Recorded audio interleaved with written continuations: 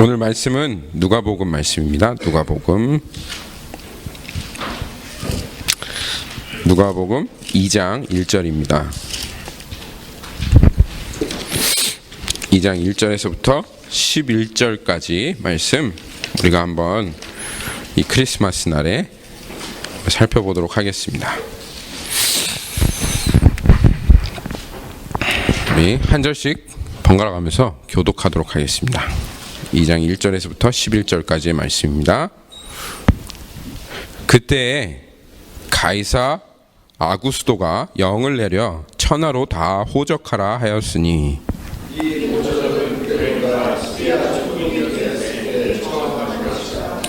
모든 사람이 호적하러 각각 고향으로 돌아가매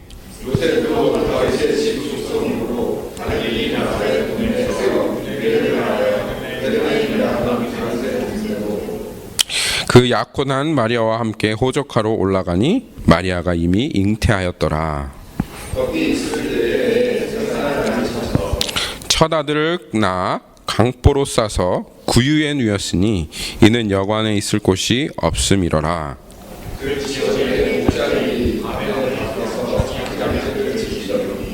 주의 사자가 곁에 서고 주의 영광이 그들을 두루 비춤에 크게 무서워하는지라.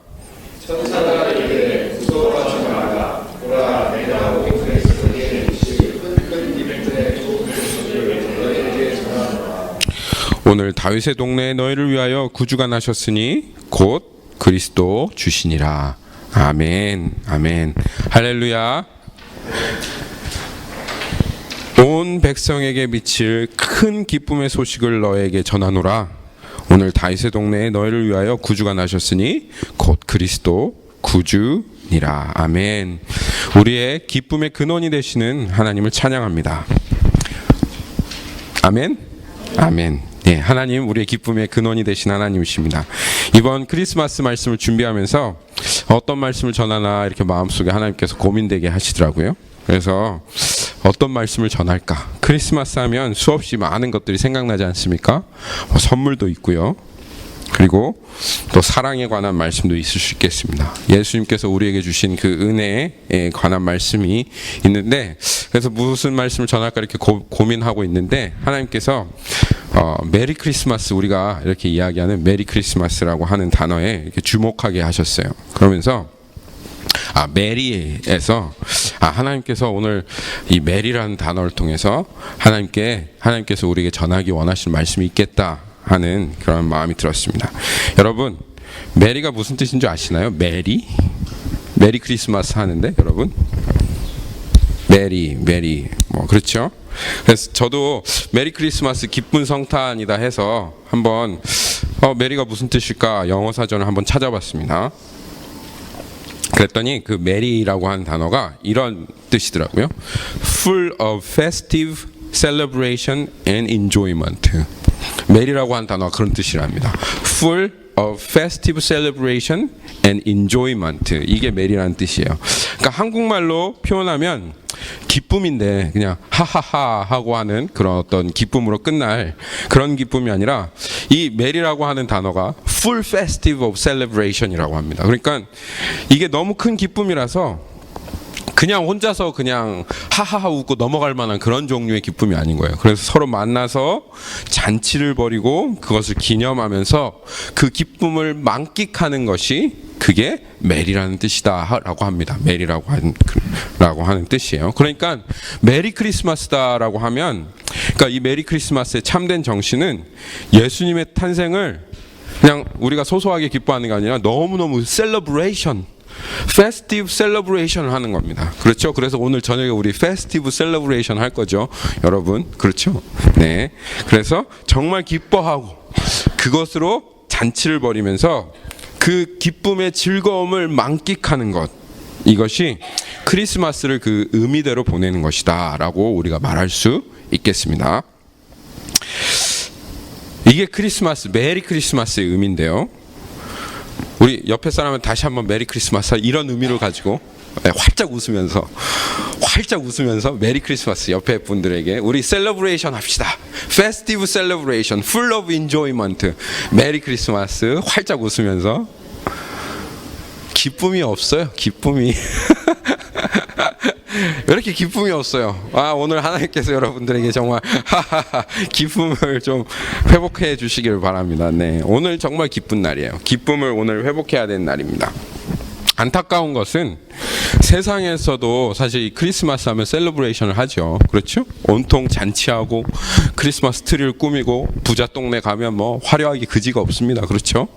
근데 가족끼리 선물도 주고 즐거운 시간을 보내는데 이 세상의 크리스마스는 안타까운 것은 알맹이가 없어요. 크리스마스라고 메리 크리스마스라고 선물도 하고 하지만 막 어떻게든 기쁨을 만들어내 보려고 하지만 서로 이렇게 쳐다보면 너 뭐 때문에 이렇게 기쁘냐? 무엇이 너를 그렇게 기쁘게 하는 거야? 그러니까 껍데기는 있는데 알맹이는 쏙 빠졌어요. 그래서 이러한 어떤 festive celebration, 이 세상은 정말 그런 기쁜 성탄을 즐거운 메리 크리스마스를 보낼 수 없는 것이 세상의 크리스마스다라고 생각이 듭니다. 그렇지만 우리들은 이 예수님을 아는 우리들은 이 크리스마스가 진정으로 어떠한 날인지를 아는 우리들은 껍데기는 사실 좀 부족할 수 있어요. 그렇죠? 껍데기는 좀 부족할 수 있지만 우리에게는 그 알맹이가 분명하게 있습니다. 거짓으로 만들어낸 공갈빵처럼 부풀어낸 그런 허황된 기쁨이 아니라 우리에게는 진짜 기쁨의 이유가 있다는 거예요. 그것이 오늘 읽었던 누가복음 2장 10절에 천사가 말한 것입니다. 내가 온 백성에게 미칠 기쁨의 소식을 너에게 전하노라. 오늘 다윗의 동네에 너희를 위하여 구주가 나셨으니 곧 그리스도 구주시니라. 할렐루야. 우리에게는 정말 기쁨의 이유가 있습니다. 여러분, 이런 사람 혹시 아세요? 이유도 없는데, 그냥 이유가 없는데 머리에 꽃을 꽂고 혼자서 실실 이렇게 웃고 다니는 사람들, 그런 사람들을 뭐라고 하죠? 네? 광녀라고 합니까? 왜 꼭 여자여야 되면 남자도 머리에 꽃을 꽂을 수 있지 않습니까? 네? 그런 사람들 뭐라고 하죠? 그렇죠. 미친 사람이라고. 정신 나간 사람. 저 사람은 약간 이상한 사람이다. 그렇죠? 여러분, 여기에서 우리가 알 수 있는 건 뭐냐면 기쁜 것에는 반드시 이유가 있어야 된다는 거예요. 그렇죠? 이유가 없는데 그냥 꽃을 꽂고 막 이렇게 그냥 막 손짓해 가면서 이렇게 다니는 사람은 미친 사람이에요. 정말 광녀죠. 광녀 죄송합니다. 광녀가 아니라 광남일 수도 있죠. 네. 그런데 기쁜 것에는 반드시 이유가 있어야 된다. 여러분 이것을 기억하여 주시기를 바랍니다. 기쁨에는 반드시 이유가 있다. 우리 한번 따라해 봅시다. 기쁨에는 반드시 이유가 있다. 이유가 없는 기쁨은 있을 수가 없다는 것입니다. 그래서 성경에서 여러분들에게 매일 기뻐하라, 항상 기뻐하라 이렇게 말씀하시는 것은 그냥 기뻐하라는 거 아니에요. 아무런 이유가 없는데 그냥 막 기뻐하라는 게 아니에요. 분명한 이유가 있기 때문에 기뻐하라는 것입니다. 오늘 이 성탄절에도 여러분 그냥 기뻐하면 미친 사람이에요. 그런데 하나님께서 우리 이 성탄절에게 메리 크리스마스라고 하시는 것이 이게 안 나오죠? 기쁨의 이유를 회복하시기를 하나님께서 바라시는 거예요. 그리고 참으로 기쁜 성탄절을 보내시는 여러분들이 되기를 예수님의 이름으로 축원합니다. 오늘 마이크가 다시 나오네요. 네, 감사합니다. 자, 오늘 그럼 누가복음 말씀 한번 볼까요? 오늘 누가복음 말씀 보시면 그 기쁨의 이유들을 여러분들이 분명히 발견하실 수가 있습니다. 자, 누가복음 2장 1절 말씀. 2장 1절 말씀을 보면 이렇게 시작하고 있죠. 그때 가이사 아우구스도가 영을 내려 천하로 다 호적하라 하였으니, 이 누가복음 2장 1절 말씀을 보면 역사상 가장 강력했던 한 명의 인물이 나옵니다. 이 누구죠? 이게 로마의 첫 번째 황제 가이사 아우구스도입니다. 원래 이 사람의 이름이 뭔지 아시는 분, 로마 역사에 정통하신 분이라면 이 사람 이름쯤은 아셔야 될 텐데요. 가이사 아우구스도, 가이사 아우구스도. 이 사람 이름은 옥타비아누스라고 합니다. 전혀 안 들어보셨죠? 네. 저도 조사하면서 처음 알았습니다. 네. 이 사람 이름은 옥타비아누스라고 하는데요. 시저는 그가 사용했었던, 이 가이사는 그가 사용했었던 호칭이에요. 그러니까 도산 안창호, 그러니까 이름은 안창호고 도산은 호칭이잖아요, 그렇죠? 그런 것과 같이 이 아구스토 시저라고 하는 것, 가이사라고 하는 것은 그가 사용했던 호칭입니다. 한국말로는 가이사라고 번역됐지만 원래는 시저 이렇게 발음을 하죠. 근데 나중에 그가 얼마나 강력한 왕이었던지 그가 사용했던 호칭이 그냥 황제 호칭이 되어버렸어요. 그래서 이 시저라는 호칭이 나중에는 독일로 가면 어떻게 됩니까? 카이저가 됩니다. 카이저. 황제를 지칭하는, 왕을 지칭하는 용어죠. 그리고 러시아로 가면 어떻게 될까요? 러시아로 가면 차르가 됩니다. 차르.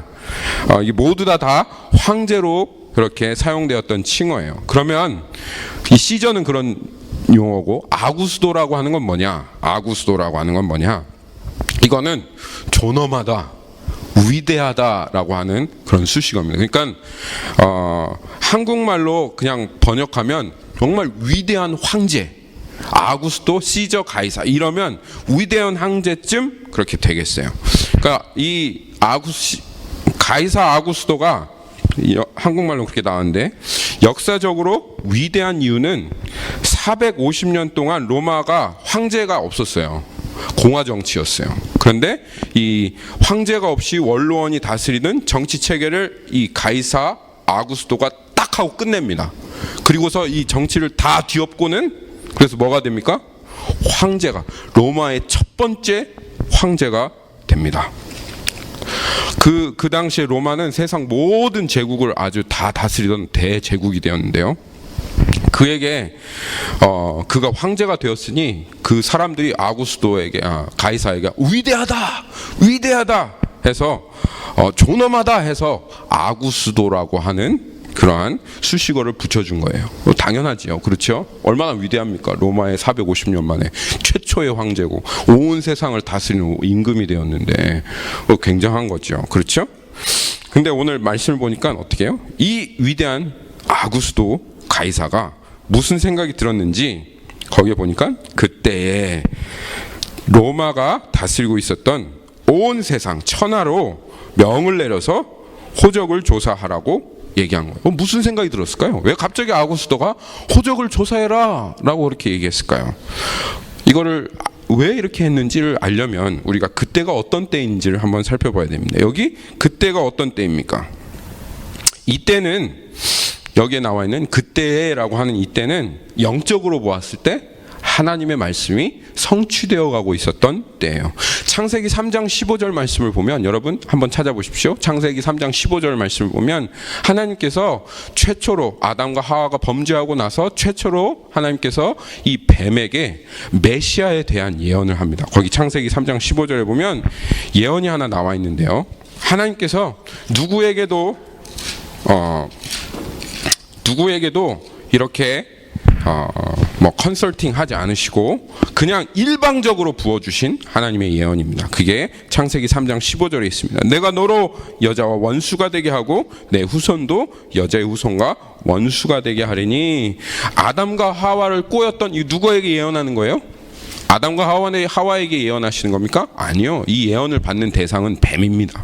하나님께서 지금 이 아담과 하와를 꼬였던 뱀에게 아주 일방적으로 내가 이렇게 할 거야 라고 예언하고 계신데, 여자의 후손이 와서 너의 머리를 깨 부술 것이다 라고 하나님께서 말씀하시는 거예요. 유대인들이, 여러분들은 유대인이 아니기 때문에 이 여기에 대해서 이렇게 하고 이상하네 라고 하는 생각이 안 들 수도 있어요. 그런데 만약 여러분들이 유대인이었다고 하면 이 말씀을 딱 들으면서 벌써 뭔가 이상하다 라고 하는 생각이 들 거예요. 왜냐하면 성경에 보면, 여러분들 족보를 쫙 하고 보시면 아시겠지만 성경에는 여자의 자식이다 하는 말이 없어요. 전부 다 son of Jacob이지 son of 라헬이라고 그렇게 얘기하지 않아요. 항상 남자의 후손, 남자의 씨, 아브라함의 씨로부터 너희가 축복을 받으리라 그렇게 얘기를 해요. 그런데 하나님께서 너무너무 특이한 표현이, 성경 전체에 여자의 후손이라고 하는 표현은 여기 딱 한 군데밖에 없어요. 그러니까 이거는 유대인들에게는 너무너무 특별한 예언인 거예요. 여자의 후손? 어떻게 여자에게서 후손이나? 그 유대인들이나 한국 사람은 전부 다 씨는 어디에서? 남자에서부터 나오는데 어떻게 여자가 씨도 없이 아이를 낳아? 여자 후손 이게 어떻게 말이 돼? 라고 하는 거예요. 그러니까 이 사람도 이거 도대체 어떻게 이루어질지 알지 못하는 거죠. 그런데 하나님께서 이 예언을 신실하게 이루어 가시려고 내가 여자의 후손으로 어떻게 오는지 내가 알려줄게. 그래서 이사야서 7장에 가면 하나님께서 이렇게 말씀하십니다.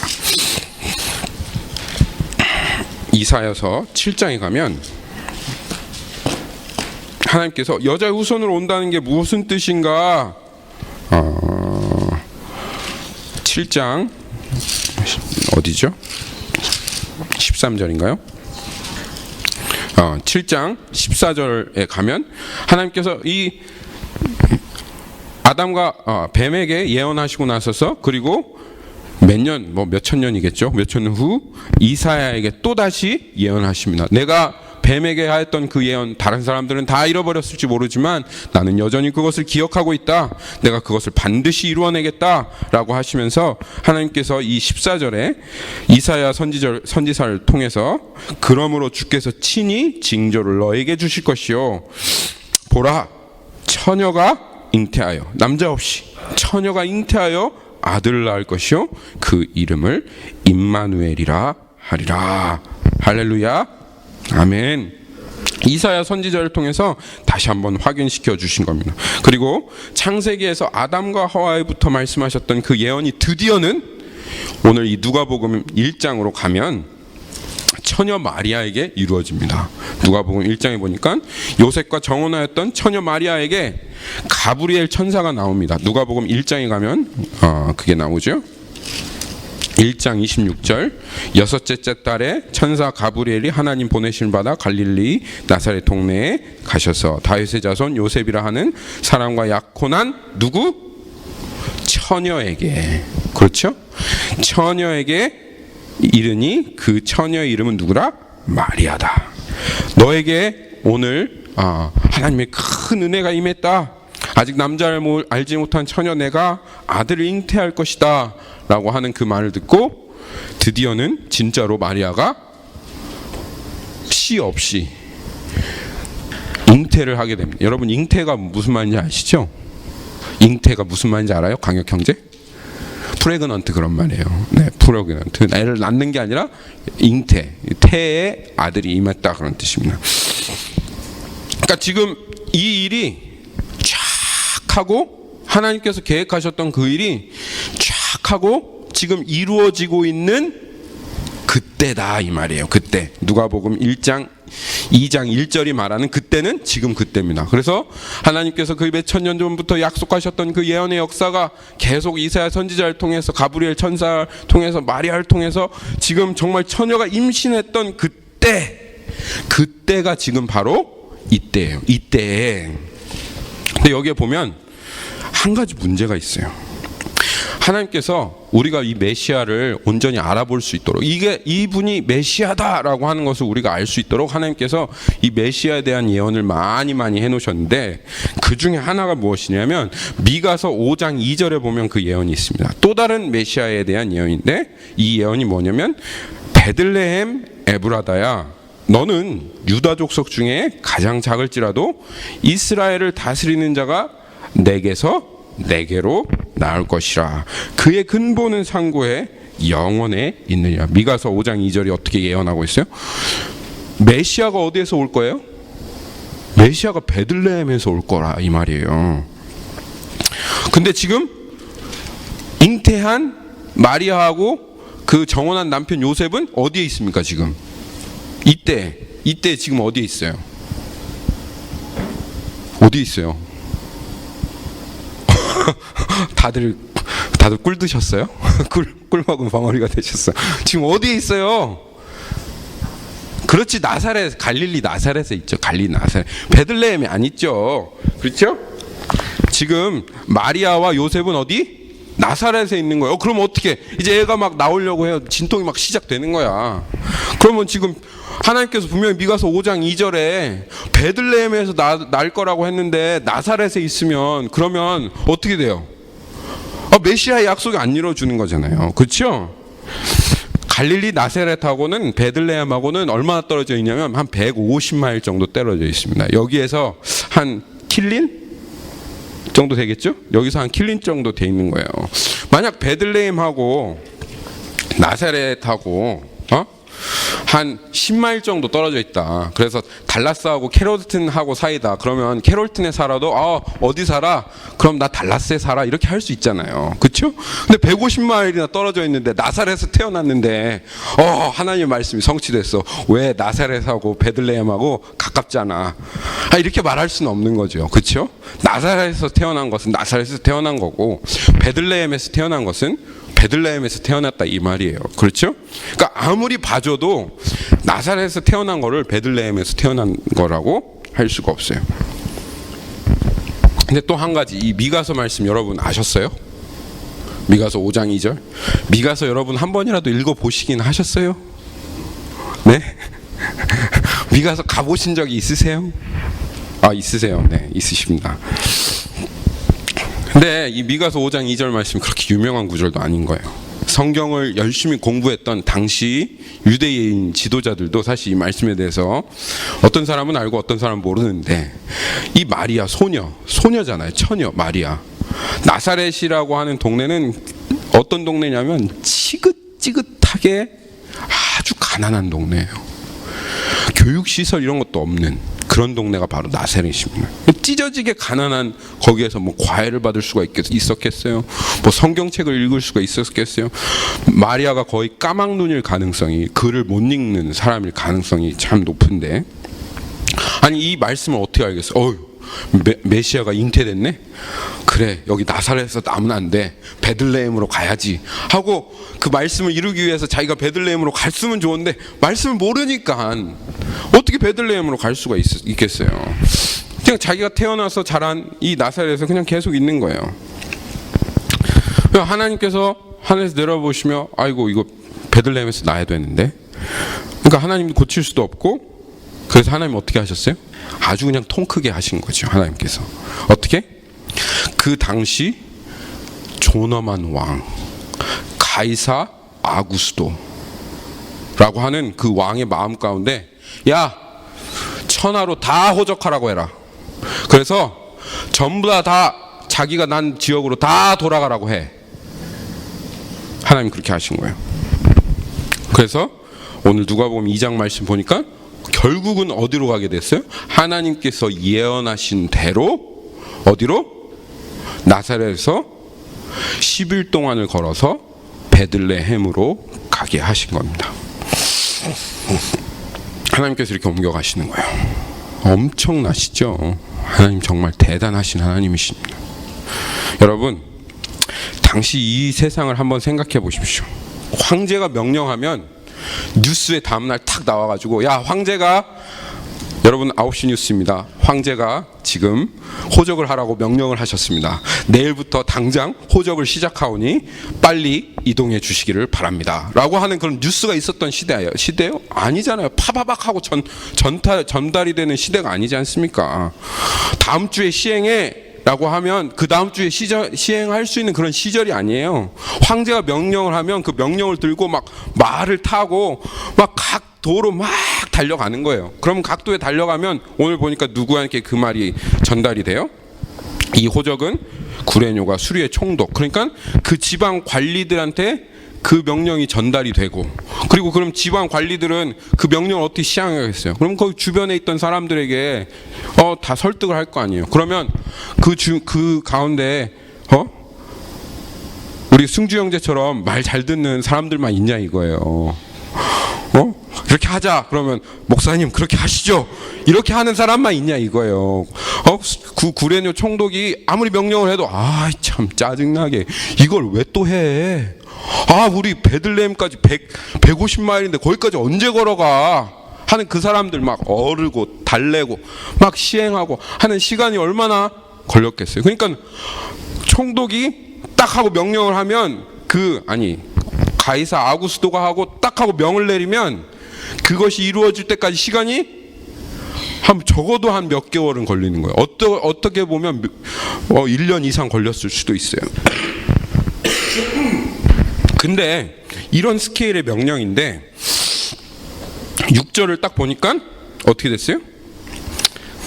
이 모든 것이 명령이 딱 떨어지고 나서 전달이 딱 되고 사람들이 이제 딱 움직이기 시작해서 마리아가 베들레헴에 딱 갔는데 거기에 있을 때 해산한 날이 딱 된 거예요. 마리아가 10일 정도 걸어가서 베들레헴에 있을 때 해산한 날이 차서 이 타이밍이 아주 기가 막히게 그냥 하나님께서 맞춰내신 겁니다.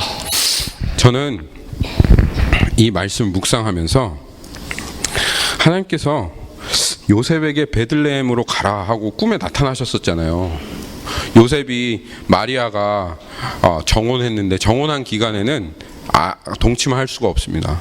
정혼한 기간은 아직 결혼한 건 아니기 때문에 이 정혼한 기간에는 서로를 정결하게 지켜야 될 기간인데 정혼한 기간에 마리아가 임신한 거예요. 그러니까 저는 의로운 사람이라 그를 가만히 끊고자 하였다 그렇게 얘기합니다. 그러니까 그 요셉에게 하나님께서 천사를 보내서 꿈에 저가 메시아를 잉태하였다 그렇게 하고 예언을 하셨어요. 그래서 요셉이 그럼 저를 계속 정원한 사람으로 그렇게 받아들여 주기로 그렇게 했어요. 요셉은 그런 사람이었어요. 하나님께서 말씀하시면 명령에 순종할 수 있는 사람이에요. 저는 이 말씀 묵상하면서 하나님께서 요셉에게 그렇게 나타나셔서 야 베들레헴으로 가라. 미가서 5장 2절 말씀 내가 이루어야 되겠다라고 하셨어도 요셉이 분명히 베들레헴으로 갔을 텐데 근데 하나님께서 일부러 이렇게 하시는 거예요. 가이사 아구스도를 통해서 호적을 하게 하시고 그것으로 이 마리아와 요셉을 베들레헴으로 일부러 하나님께서 옮겨가시는 거예요. 하나님께서 저한테 꼭 이런 말씀 하시는 것 같은 거예요. 나 이런 하나님이다. 너희들 믿느냐? 나 이 세상이 가이사 아구스도가 정말 훌륭하다고 아구스도라고 하는 호칭을 그렇게 붙이면서 이 세상의 통치자가 그 황제인 것 같지만 나는 나에게 반역하고 나랑 전혀 상관없는 그 아우구스도 가이사를 통해서도 나는 내 말씀을 이룰 수 있는 하나님이다 라고 하는 그 음성을 저에게 이 말씀을 통해서 들려주시는 것 같아요. 세상이 아무리 반역하고 욕심대로 하나님과 정말 상관없이 살아간다 할지라도 하나님께서는 그것을 통해서도 역사를 이루어 가시는 역사의 주관자 되심을 여러분 믿습니까? 여러분 믿습니까? 아멘. 아우구스도라고 하는 칭호 어거스터스라고 하죠. 어거스터스 시저라고 하죠. 이 아우구스도라고 하는 호칭은 시저에게 어울리지 않습니다. 존엄자 위대한이라고 하는 이 아구스도라고 하는 칭호는 하나님께 어울리는 칭호입니다. Augustus God입니다. 정말 크리스마스가 정말 우리들에게 기쁜 이유가 이겁니다. 이 기쁨의 이유가 있어야 된다 그랬죠. 우리 크리스마스가 정말 기쁜 이유는 이 역사를 주관하시는 이 아구스도 시저를 통해서도 그 하나님의 말씀을 이루어내실 수 있는 그 하나님께서 이 크리스마스 날에 우리에게 선포하시는 메시지는 내가 너희를 구원하기를 작정하였다. 내가 너희들을 돌보기로 작정하셨다. 그리고 내가 너희를 구원하기로 작정하였기 때문에 내가 스스로 그 하나님이신 모든 것을 하실 수 있는 그 하나님께서 인간의 몸이 되셔서 이 땅에 오셨다는 거예요. 그것이 크리스마스의 의미입니다. 그렇기 때문에 이것이 우리의 기쁨의 의미입니다. 비록 내가 마리아와 같이 조금 무식하고 무지하고 그리고 여전히 이 세상에 하나님께 반역한다 할지라도 내 마음이 연약하다 할지라도 하나님께서 여러분들을 여전히 붙잡고 계시고 하나님께서 여러분의 인생을 움직이셔서 이 역사를 흔드시고 주관하셔서 하나님께서 예수님을 믿는 사람들을 위해서 역사를 이끌어가고 계십니다. 이 세상 역사가 그냥 흘러가는 게 아니라 정말 주님을 믿는 사람들이 더 그 별처럼 이 세상의 소금과 영광스러운 역할을 할 수 있도록 하나님께서 이 세상을 이끌어 가신다 그 말이에요. 그 하나님께서 이 크리스마스 날 내가 너를 반드시 하나님 앞에 거룩한 백성으로 세우겠다. 내가 너를 돌보아 주겠다. 내가 너를 도와주겠다. 내가 너와 함께 하겠다. 그렇기 때문에 우리 크리스마스 이날에 우리가 참으로 기뻐할 수 있는 기쁨의 의미, 기쁨의 이유를 발견할 수 있는 것입니다. 크리스마스에 세상 사람들이 정말 기뻐할 수 없는 이유가 이것입니다. 크리스마스이지만 여전히 삶이 짐이 너무 무거운 거예요. 겉으로는 화려하고 껍데기로는 막 기뻐하는 척하지만 이 크리스마스 끝나면 어떻게 될 건데, 이렇게 즐거웠던 할러데이 지나가면 어떻게 될 건데, 앞날에 대한 걱정과 두려움과 매일 똑같이 반복되는 지루한 일상 속에서 그 공허함 때문에 겉으로는 아무리 화려하고 멋있어도 스타워즈 영화를 3시간 동안 봐도 그때는 막 즐겁죠. 그렇죠? 그래도 끝나면 끓던 냄비가 확 식어지는 것처럼 아무런 기쁨이 없는 겁니다. 만약 우리들이 이 하나님, 역사를 주관하신 하나님, 우리를 이끌어 가시고 인도하시고 돌보시며 결국은 정말 하나님의 나라 가운데 우리를 인도해 가실 그 하나님을 바라보지 않는다면 우리들의 크리스마스는 이 세상 사람들의 크리스마스와 전혀 다를 바가 없을 것입니다. 하지만 우리가 눈을 들어서 이 하나님, 말씀대로 이루어 나가실 하나님을 바라본다면, 예언하신 대로 성취해 나가실 그 하나님을 바라본다면, 그제서야 우리들의 마음 가운데, 우리의 영혼 깊숙한 가운데 있었던 그 두려움이 물러가기 시작합니다. 나 인생을 실패한다 할지라도 모든 것을 합력하여 선을 이루시는 하나님, 그 실패조차도 사용하셔서 만민의 구원이 되게 하시는 그 하나님을 바라볼 때, 나 정말 후회하고 나 이렇게 실패했어 라고 하는 그 원망과 자책 가운데서 벗어나 하나님 신뢰합니다. 내 비록 무식하고 연약하여 이러한 실수와 후회 많은 인생을 살았지만 이것마저도 하나님께서 합력하여 선을 이루실 그 하나님을 찬양합니다 하고 그 하나님을 바라보며 나아갈 수 있는 겁니다. 그리고 이 크리스마스 안에 정말 이 크리스마스의 의미를 생각하면서 주님께 나의 인생을 맡기고, 그리고 그렇게 나의 인생을 맡길 수 있도록 그 길을 여신 예수 그리스도의 그 탄생을 우리가 정말로 축하하고 기뻐하고 즐거워할 수 있습니다. 여러분, 우리의 구원자 되신 예수님께서 이 땅에 나셨습니다. 그 이름이 임마누엘이라 합니다. 우리와 함께 하시는 하나님이십니다. 이 얼마나 기쁜 소식입니까? 우리들에게는 기쁨의 이유가 있습니다. 할렐루야, 할렐루야. 그리고 이 크리스마스가 이 전능하신 하나님께서 우리에게 그 아들을 보내주신, 이 땅에 정말 온전한 구원자를 보내주신 그날이기 때문에 기쁘기도 하지만, 그 전능하신 하나님께서 우리를 어떻게 사랑하셨는지를 우리가 알 수 있으니 이 크리스마스는 너무너무 기쁜 날입니다. 우리 7절에서 우리에게 더욱 기쁨의 이유를 주는 그 이유를 7절에서 한번 찾을 수가 있습니다. 거기에 뭐라고 되어 있죠? 첫 아들을 낳아 강보로 싸서 구유에 뉘었으니 이는 여관에 있을 곳이 없음이라. 저는 이 말씀이 저에게는 너무 큰 감동입니다. 이 말씀을 볼 때 저에게는 한 가지 찬송이 생각납니다. 찬송이 갑자기 생각이 안 나네요. 그 어린 주 예수 누울 자리 없어 그 귀하신 몸이 구유에 있네. 저 육축 소리에 아기 잠깨나 그 순하신 예수 우시지 않네. 멜로디가 잠시 생각이 안 났습니다.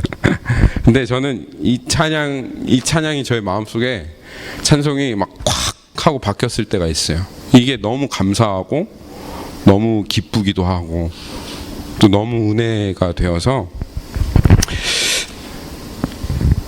예수님이 오늘 아까 살펴봤던 것처럼 역사의 주관자신데, 근데 하나님의 아들이신데 하룻밤 묵을 여관이 없는 거예요.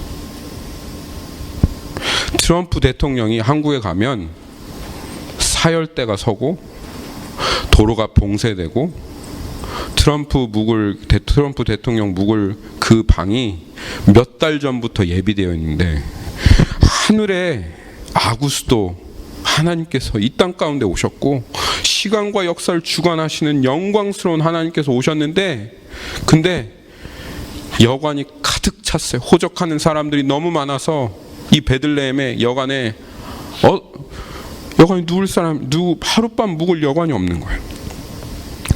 정말 이제 베들레헴에 찾아왔는데 이제 막 마리아의 배에 진통이 찾아오기 시작합니다. 이 땅에 영원할 왕이 태어날 시간이 다 됐는데 이 마리아가 길에서 해산할 판이 된 거예요.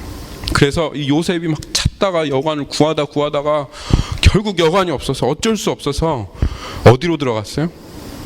마구간으로 들어갔어요. 들어갔는데 드디어 진통이 시작되기 시작하더니 마리아가 드디어 거기에서 해산을 하기 시작합니다. 마구간에 여러분 한번 생각해 보시겠습니까? 똥 냄새가 진동을 하지요. 우리 여기 네이티브 그 씬 보면 뭐 멋있게 막 하지만 사실 마구간은 정말 더러운 곳입니다. 똥 냄새가 진동을 하는 곳입니다. 벌레들이 우글거리는 곳입니다.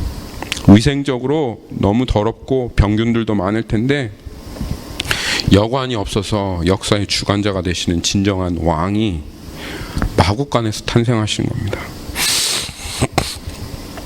전능하신 하나님께서 우리 그 역사를 주관하신 하나님께서 좋은 방 딱 하나 이렇게 남겨두실 수 없었을까요? 로마 황제도 호적하게 하신 하나님께서 당연하게 하실 수 있으시죠. 그렇게 하실 수 있으신 거예요. 근데 하나님께서 일부러 그렇게 하시지 않는 겁니다. 왜일까요? 왜 하나님께서 일부러 그렇게 하시지 않을까요? 왜 하나님께서 정하신 거죠.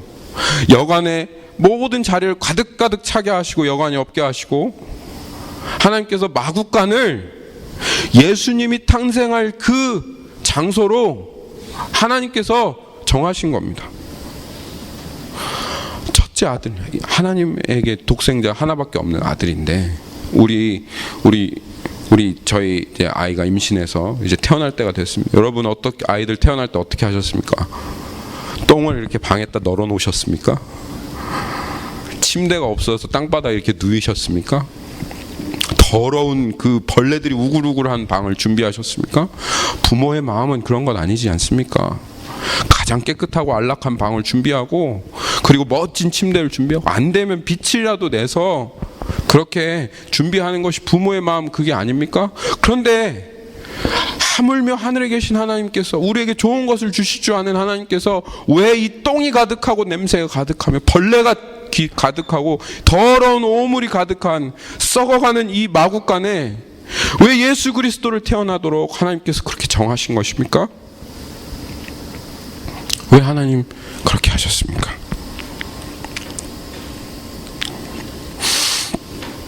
왜냐하면 예수님은 잘 꾸며지고 깨끗한 방에서 따뜻하고 안락한 침대 위에 누우려고 이 땅에 오시지 않았습니다. 예수님이 이 땅에 오신 이유는 마구간같이 더러운 우리의 마음, 만물보다 부패한 우리의 마음 가운데 오시려고 이 땅에 오셨기 때문에 그렇습니다.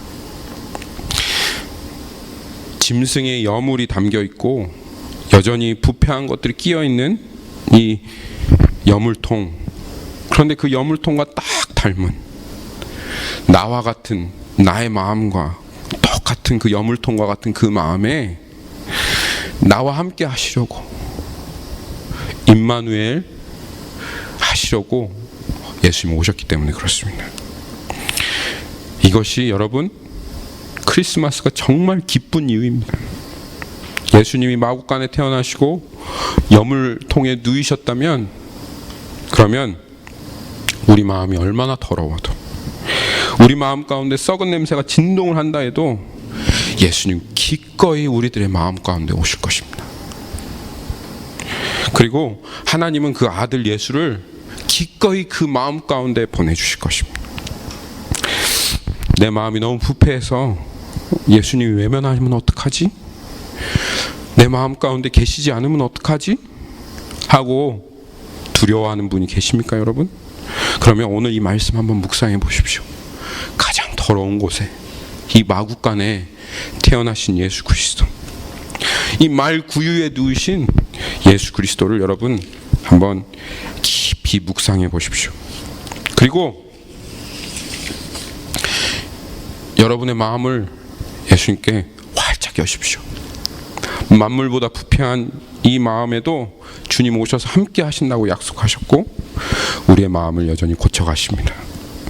정말 아우구스도도 가이사도 변화시키실 수 있는 하늘의 통치자이고 역사의 주관자시지만, 그렇지만 가장 겸손한 마음으로, 그 겸손하신 예수님께서 우리의 구원자 되시는 것이 얼마나 합당하십니까? 이 예수님께서 얼마나 우리에게 필요한 통치자이고 우리에게 필요한 왕입니까? 그래서 히브리서 2장 10절이 이렇게 얘기하고 있습니다.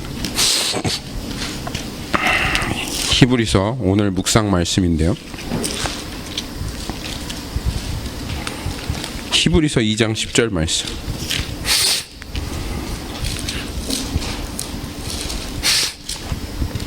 거기에 보면 이렇게 얘기하고 있습니다. 그러므로 만물이 그를 위하여 또한 그로 말미암은 이가 많은 아들들을 이끌어 영광에 들어가게 하시는 일에 그들의 구원의 창시자를 고난을 통하여 온전하게 하심이 합당하도다. 합당하도다. 여기에서 주님 말씀하시기 원하시는 것은 이겁니다.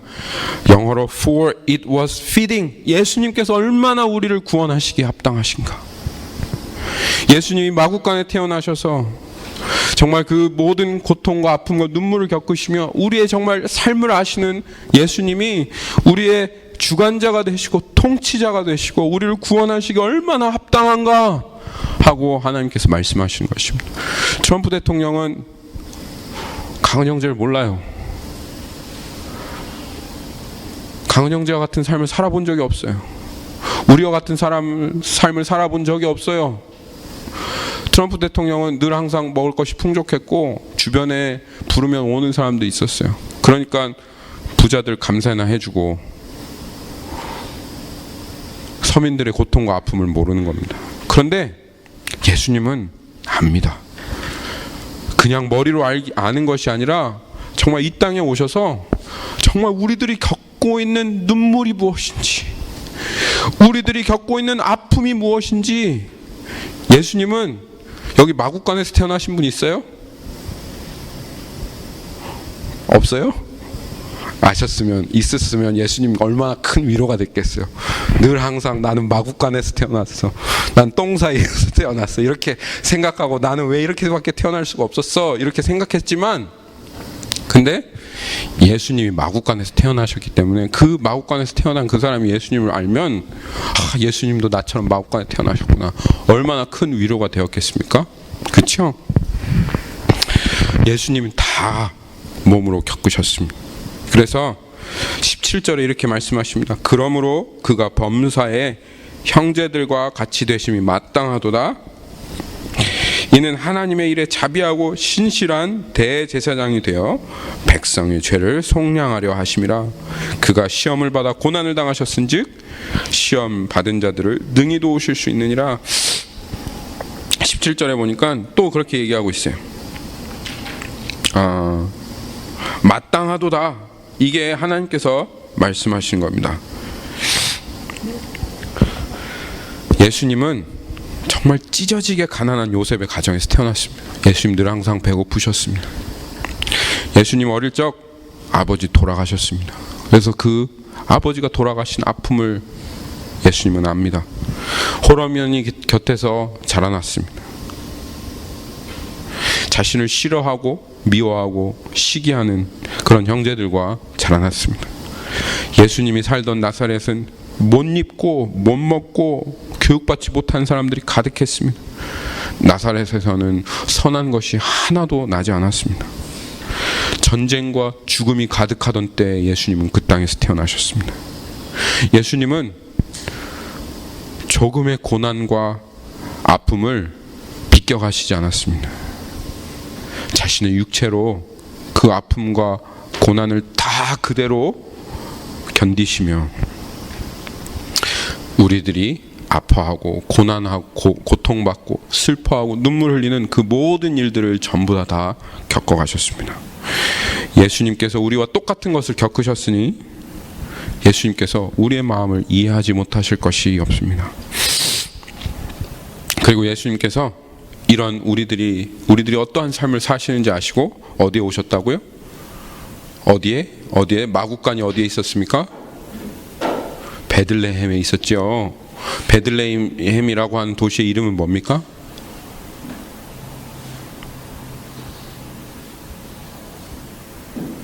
우리가요 잘 몰라요. 여러분 아는 것 같지만 이런 거 조그만 거 하나도 잘 몰라요. 잘 안다고 생각하지 마시고 열심히 성경 공부하십시오. 베들레헴이 무슨 말이에요? 베들레헴은 빵집이다 그런 뜻입니다. 빵집, 빵의 집이다. 베들레헴. 예. 그 기억나시죠? 베들레헴에 하나님께서 은혜를 부어주셔서 룻과 나오미가 그 베들레헴으로 갔잖아요. 그 베들레헴에 뭐가 많이 났습니까? 보리, 밀 이런 것들이 많이 났습니다. 베들레헴은 보리와 밀이 나는 빵집입니다. 빵집. 예수님께서 왜 빵집에 태어나셨습니까? 왜 하나님께서 너 베들레헴에 태어나리라 그렇게 말씀하셨습니까?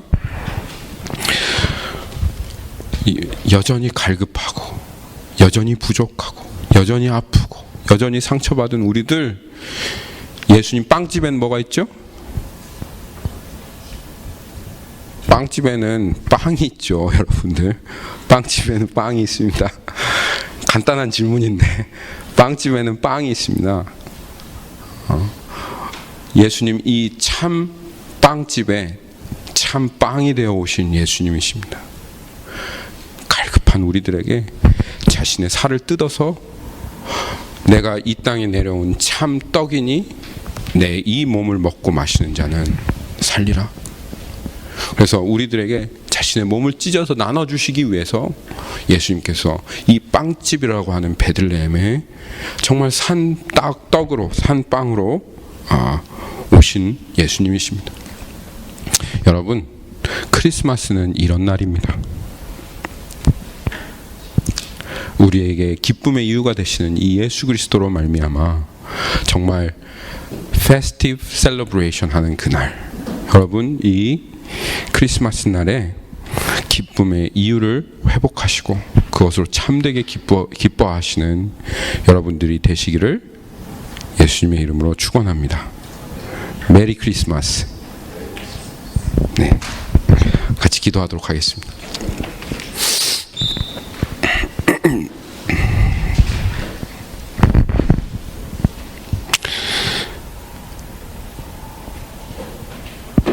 마구간과 같은 여물통과 같은 우리의 마음 가운데 찾아와 주신 예수님 감사합니다.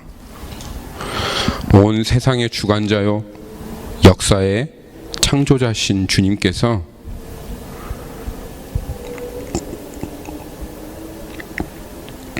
안락함과 편안함을 구하지 아니하시고 오히려 자신의 몸을 찢어 이 세상의 생명의 떡으로 생명의 빵으로 오셨습니다. 그 떡을 먹고 마시는 자 주님 우리가 먹고 마셨습니다. 주님의 살과 그 피를 먹고 마셨고 이제는 영원한 지옥에서 하나님 영생을 우리가 얻었습니다.